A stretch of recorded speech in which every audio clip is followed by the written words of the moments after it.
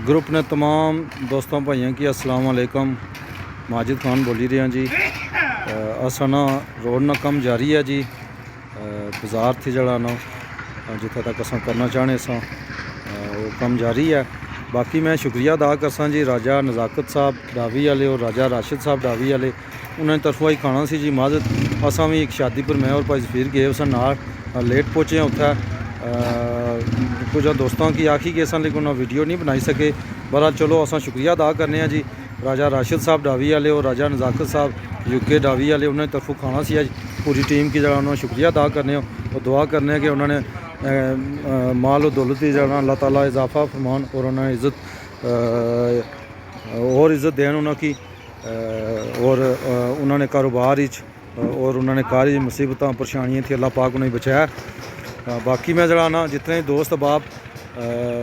Group हाज़री देने जी उन्होंने शुक्रिया अदा करना जी। शफीक भट्ट साहब ना मैसेज सुनिया सी। शफीक साहब तुसां जदों भी आए हो पाकिस्तान तुसां की मेरी तरफ दावत हो सी जी। सारे मेम्बरान जड़े हैं बैरून मुल्क को जदों भी आवन इत्थे जड़ा ना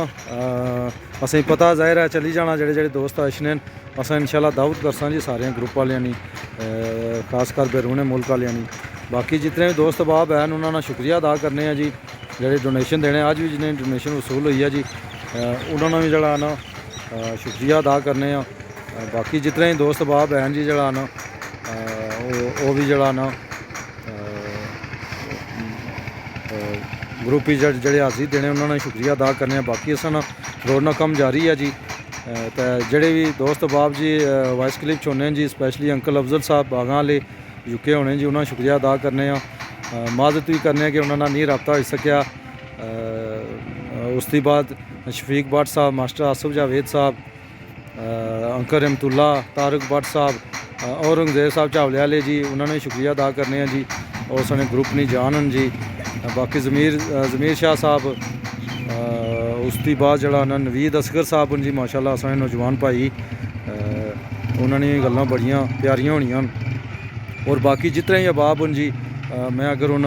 ना कि ना तो काफ़ी लम्बी लिस्ट हो सी सारे ना शुक्रिया जी जेह्ड़े वॉइस क्लिप देने जेह्ड़े कोशिश करने डोनेशन वसूल करने नी लोगों की मोटिवेट करने और डोनेशन जड़ा ना असा की वसूल कराने।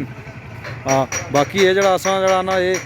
बाजार तक किसी लेकिन अग्गे तकरीबन कोई जड़ा ना 70-80 फुट जगह जी खराब सी कबरां सन असा सारियां जड़ा ना वो यही आख्या कि वो जड़ा ना असा करी छोड़ो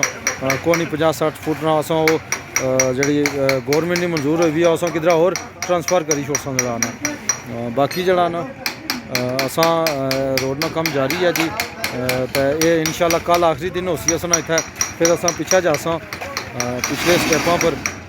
बाकी तारक भट्ट साहब जी वो बिजी शादी है पहले उन्होंने फौतगी हुई भी सी उधर सन उसके बाद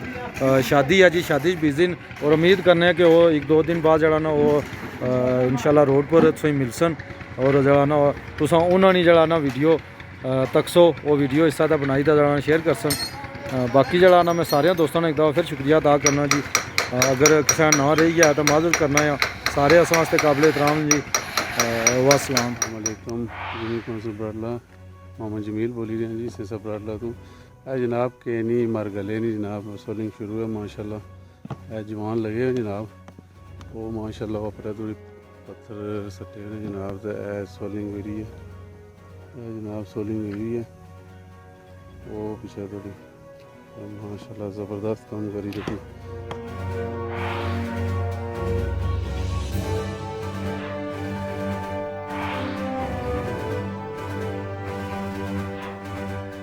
अस्सलाम वालेकुम जी। यूनियन कौंसिल बराडला ने सारे मेम्बरान की अस्सलाम वालेकुम। दोबारा मैं हाफिज़ नईम हाज़िर हूँ तुसां खिदमत ए जनाब असानी जामिया मस्जिद से लेनी करीब जड़ी सोलिंग होनी है सोलिंग ना कम इसने पर शुरू है खान साहिबान सोलिंग करने पे ये जगह चूँकि ज़्यादा बैठी हुई सी तो इस वास्ते इस जगह पर भी सोलिंग करी दे फिर इसने पर कंक्रीट हो सी इंशाल्लाह जी। इंशाल्लाह तुसां की वक्फे तो सारी वीडियो तुसां सामने शेयर करने रेसों और नाल दुआ करने रेसों दो चीज़ें। वालेकुम रहमतुल्लाहि व बरकातहू। यूनियन कौंसिल बराडला ग्रुप ने सारे मेम्बरान की अस्सलाम वालेकुम। मैं हाफिज़ नईम से एतवार करी गया सेंसा बाजार इंशाल्लाह आज ने दिन ना सुबह ना आगाज हो चुका कम ना और यह कम जनाब कंक्रीट शुरू है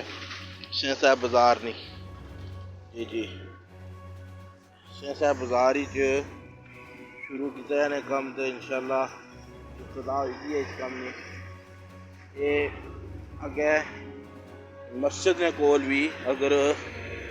कैमरा इतों की दसा तो मस्जिद ने कोल भी सोलिंग ना काम शुरू है जिथे वो मशीन लगी है ना आटे की कले नहीं तो उसने कोल सोलिंग कराई है उसको मतलब है उसकी सोलिंग तो बाद उसने फिर कंक्रीट होती मस्जिद आगे कंक्रीट कर सकता है काम शुरू है जनाब शेख तिजारत साहब सामने बैठे जिसमें जनाब चौधरी जमील साहब है इस काम की इब्तदा हो चुकी है तो सारे साथियों तुसा सारिया ने साले स्वाब है तुसा जनाब आपने अपने मरहूमीन वास्ते साले स्वाब वास्ते ये सदका जारिया भी हिस्सा गिंदा असा ये दुआ कर रहे हैं अल्लाह ताला तुसा ने दिता हुआ माल अपनी बारगाह कबूल फरमाए अल्लाह तुसा सारिया नस्लों की आबाद रखे यूनी कोसो ब्रड लाने सारे दोस्तों की अस्सलाम वालेकुम माजिद खान बोली रहे हैं जी इसलिए अस सेंसा बाजार ही च जी रोड न कम जोरों शोर न जारी है जी उम्मीद है कि अज जरा अपना टारगेट है ये कंप्लीट करसा बाजार तक जरा अस पहुँची आए हैं बाकी सारे दोस्तों को शुक्रिया जी जिन्हें डोनेशन असें वसूल हुई अल्लाह पाक उन्होंने दर्जे बुलंद करा आमीन।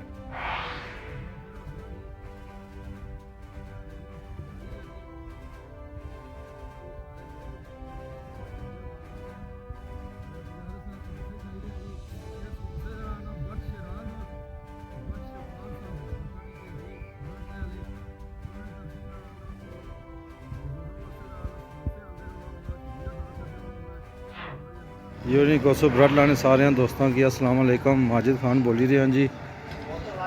इसलिए अस सेंसा बाजार ही च जी रोड न कम जोरों शोर न जारी है जी उम्मीद है कि अज जरा अपना टारगेट है ये कंप्लीट करसा बाजार तक जरा अस पहुँची आए हैं बाकी सारे दोस्तों को शुक्रिया जी जिन्हें डोनेशन असें वसूल हुई अल्लाह पाक उन्होंने दर्जे बुलंद करा यूनी कोसो ब्रड लाने दोस्तों एक दफ़ा फिर सलाम जी इसलिए अस बाजार ही च जी अज कदीर भट्टी साहब आए जी माशाल्लाह कम करने वास्ते इतना जी जरा ना स्पैशली जरा ना आ जाने के पूरी दिहाड़ जरा ना कम करसा जी तो इन्होंने शुक्रिया अदा करने जी कबीर भट्टी साहब ने छोटे भाई इन्होंने बड़ा अस शुक्रिया अदा करने वालिद साहब जी अल्लाह पाक ने जन्नत दोस्त आला बड़े अच्छे बंदे ये जनाब कबीर भट्टी साहब जी भट्टी बोस्तान साहब ने सब जाते हैं जी भट्टी बोस्तान साहब जरा ना बड़ी जानी पहचानी शख्सियत थी अपने घर में अल्लाह पाक उन्होंने जन्नत आला साहब ने ये स्पेशल आए जी तकरीबन करने वास्ते शुक्रिया अदा करना